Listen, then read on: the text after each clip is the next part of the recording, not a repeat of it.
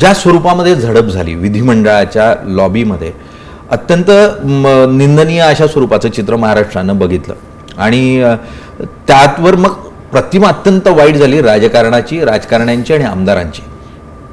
प्रदेश अध्यक्ष म्हणून तुम्ही त्या घटनेकडे कसं बघतात आणि त्या आमदारांना तुम्ही काय समज देता? खरं तर त्या संदर्भामध्ये आदरणीय देवेंद्रजी असतील, आदरणीय बावनकुळेजी या सगळ्यांची जेव्हा चर्चा झाली, तेव्हा चर्चा झाल्यानंतर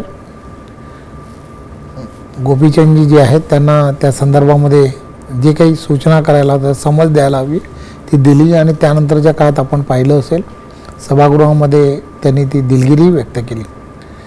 खरं तर असे प्रकार विधिमंडळात काय विधिमंडळाच्या बाहेरसुद्धा होणं हे काही चांगलं नाही आहे.